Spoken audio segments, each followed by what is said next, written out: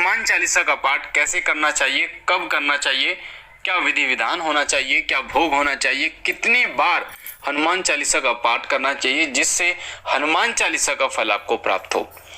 सबसे पहले मैं आपको बता दूं कि हनुमान चालीसा पढ़ने के क्या क्या लाभ होते हैं। जब आप हनुमान चालीसा का पाठ करते हैं तो आपको क्या क्या चीजें प्राप्त होती है। देखिए, जब आप हनुमान चालीसा का पाठ शुरू करते हैं, जैसे मैं आपको आगे बताऊंगा, तो उस पाठ को करने के बाद आपके घर में जितने भी भूत प्रेत की बाधाएं होती हैं, वो सभी बाधाएं धीरे धीरे प्रभावहीन होनी शुरू हो जाती हैं। प्रभावहीन का मतलब होता है कि उनमें जो शक्ति थी, जिस शक्ति से वो अपना प्रभाव दिखा रहे थे, नकारात्मक प्रभाव वो आपके ऊपर, आपके घर के ऊपर दिखा रहे थे, वो प्रभाव धीरे धीरे वो शून्य होना शुरू हो जाता है। और एक ऐसा समय भी आता है जब वो नकारात्मक शक्ति पूर्ण रूप से शक्तिहीन हो जाती है, यानी कि वो आपका किसी भी प्रकार से नुकसान नहीं कर पाती और फिर वो नष्ट हो जाती है। तो ये पहला फायदा होता है हनुमान चालीसा का निरंतर पाठ करने से, जो कि मैं आपको आगे बताऊंगा किस तरीके से। दूसरा फायदा ये होता है हनुमान चालीसा का पाठ उस समय बहुत बड़ा वरदान साबित होता है जब आपके तमाम रास्ते बंद हो जाते हैं, जब आपको कुछ दिखाई नहीं देता, जब आपके सारे रास्ते बंद हो जाते हैं, जब आप निराश हो जाते हैं, जब आपको ऐसा लगता है कि अब तो कुछ करने के लिए बचा ही नहीं है, काम धंधे बंद हो गए हैं, या लड़ाई झगड़ा इतना बढ़ चुका है, या घर में इतना कलह होने लगा, या बीमारियां घर से नहीं जा रही हैं, तो उस समय एक नया रास्ता वो खोलते हैं हनुमान चालीसा। यानी हनुमान चालीसा का पाठ जो है वो एक नई आशा की किरण आपके जीवन में लेके आता है। साथ ही हनुमान चालीसा पाठ करने से आपके पितृ भी प्रसन्न होते हैं। ये चीजें आप ध्यान दीजिए। अगर पितृ दोष आपके घर में है और हनुमान चालीसा का पाठ आप कर रहे हैं, जो विधि मैं आपको बताऊंगा, तो आपके पितृ भी आपसे प्रसन्न होते हैं, आपके घर में सुख शांति होती है, साथ साथ में उनका पितृ दोष जो है वो धीरे धीरे वो भी समाप्त होना शुरू हो जाता है। अगला फायदा होता है हनुमान चालीसा के, हनुमान चालीसा जब आप पाठ करना शुरू कर देते तो हनुमान जी महाराज आपको स्वप्न के माध्यम से दर्शन देना शुरू कर देते हैं। कई बार आपको ऐसा लगेगा सिंदूरी मूर्ति आपको दिख रही है, कई बार आपको ऐसा स्वप्न के माध्यम से दिखेगा जैसे आप मूर्ति पर चोला चढ़ा रहे हैं, कई बार आपको ऐसा लगेगा कि आप भंडारा कर रहे हैं, कई बार आप हनुमान चालीसा पाठ कर रहे हैं, हनुमान जी की मूर्ति के सामने आपको ऐसा स्वप्न के माध्यम से दिखेगा। अगला क्या फायदा होता है हनुमान चालीसा पढ़ने से, हनुमान चालीसा जब आप निरंतर पाठ करते हैं तो अध्यात्म मार्ग की तरफ आपका रुझान जो है वो बढ़ जाता है। हनुमान जी की असीम कृपा, साथ ही भगवान श्री राम की असीम कृपा के कारण अध्यात्म मार्ग में आप धीरे धीरे आप चलते चले जाते हैं और आपको एक सीढ़ी बनती चली जाती है जिससे आप एक सही रास्ते पर पहुंच पाते हैं। तो हनुमान चालीसा के जो प्रभाव हैं, जो फायदे हैं, वो अनगिनत हैं। तो अब मैं आपको बता देता हूं हनुमान चालीसा का पाठ जो है आपको कैसे करना है, क्या विधि है, क्या विधान है। एक बात आपको मैं बता दूं कि बिना नियमों का पालन किए अगर आप किसी भी साधना करते हैं, कोई पाठ करते हैं, तो वो आपको फलदायी नहीं होता। जैसे उदाहरण के रूप में जब आप किसी देवता की स्थापना करते हैं, जब आप किसी की चालीसा का पाठ करते हैं, जब आप किसी की चालीसा, सुंदरकांड या फिर मंत्र का जाप करते हैं, तो उसका मतलब होता है उस देवता का आप आवाहन कर रहे हैं। आवाहन मतलब वो देवता, उस देवता को आप एक तरीके से न्योता दे रहे हैं, बुलावा दे रहे हैं। तो वो देवता जो है जब आपके घर में प्रवेश करने के लिए आता है तो आप वो चीजें देखता है कि आपके नियम जो है वो होने चाहिए। यानी कि जैसे हनुमान जी महाराज जब आपके घर में आएंगे तो नकारात्मक शक्तियों को हटा देंगे, पर आपके घर में तामसिक चीजों का प्रयोग उस समय होना ही नहीं चाहिए। ये चीज का ध्यान रखना, तामसिक वस्तुओं का प्रयोग बिल्कुल भी नहीं होना चाहिए।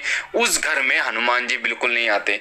आप कितनी हनुमान चालीसा का पाठ कर लो, कितना सुंदरकांड पाठ कर लो, कितना बजरंग बाण का पाठ कर लो, कितना हनुमान अष्टक का पाठ कर लो, कितना ही हनुमान साटिका का पाठ कर लो, कुछ भी आपको प्राप्त नहीं होगा जब तक आप नियमों से नहीं चलेंगे। तो पहला नियम होता है तामसिक चीजों का पूर्ण रूप से आपको परहेज करना होगा, तब जाके, क्योंकि हनुमान जी की सेवा आप कर रहे हैं तो उन्हीं के कदमों पर चलकर आपको उनकी सेवा प्राप्त होगी और श्री राम की कृपा भी आपको प्राप्त होगी। दूसरा नियम होता है जब भी आप हनुमान चालीसा का पाठ करेंगे तो मंगलवार को तो कम से कम पूर्ण ब्रह्मचर्य आपको धारण करना है। आप वैसे आप और दिन आप मत कीजिए, पर मंगलवार के दिन और शनिवार हो सके तो और अच्छी बात है, आप ब्रह्मचर्य का पालन कीजिए, शारीरिक और मानसिक।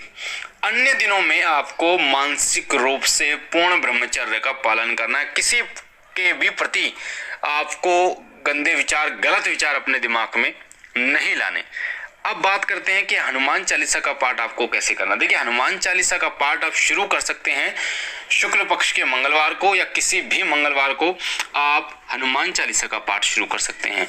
हनुमान चालीसा का कभी भी पाठ करें तो 3, 5, 7, 11, 21 इस प्रकार की संख्याओं में आपको हनुमान चालीसा का पाठ करना चाहिए।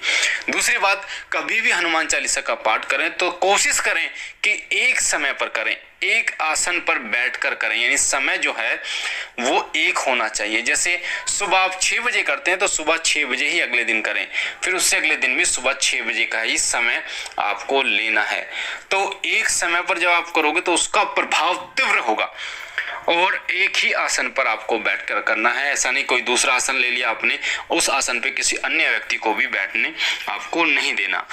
तो जब भी आप हनुमान चालीसा का पाठ शुरू करते हैं उससे पहले 1.25 मीटर लाल कपड़ा, कोरा कपड़ा जो इस्तेमाल पहले नहीं हुआ हो, चौकी पर बिछाएं। वहां पर श्री राम दरबार की फोटो या हनुमान जी की वो फोटो जो आपको आशीर्वाद मुद्रा में दिखे, वो फोटो आपको उस आसन पर लगानी है। वो फोटो आपको बिल्कुल नहीं लगानी जैसे हनुमान जी लंका दहन कर रहे हैं, या फिर श्री राम और लक्ष्मण जो महाराज हैं उनको कंधे पर बिठा के लेके आ रहे हैं, तो इस तरीके की फोटो नहीं लगानी। आशीर्वाद मुद्रा वाली फोटो आपको वहां पर स्थापित करनी है।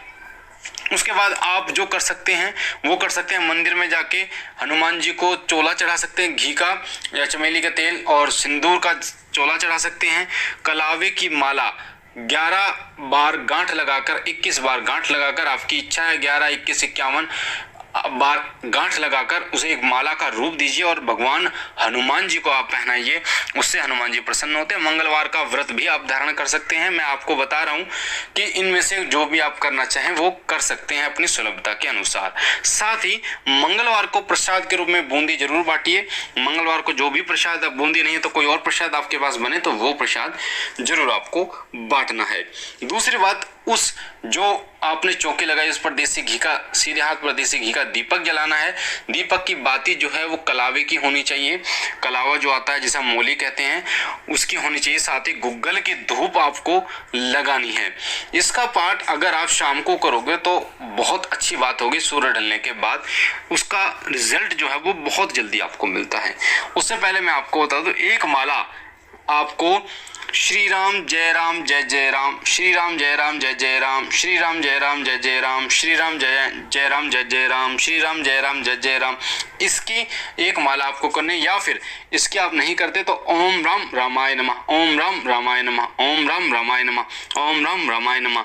भगवान श्री राम से आपको प्रार्थना करने के, हे प्रभु श्री राम महाराज जी महाराज, हे भगवान श्री राम, जैसे तुलसीदास जी पर आप प्रसन्न हुए, आप जैसे तुलसीदास जी ने आपकी भक्ति की और हनुमान जी प्रसन्न हुए, उसी प्रकार मेरी भक्ति से आप प्रसन्न हो और हनुमान जी महाराज प्रसन्न हो और मेरे इस कार्य को पूर्ण करें। जो भी बाधा है आपके घर में, दिक्कतें हैं, उनको आप बोलिए।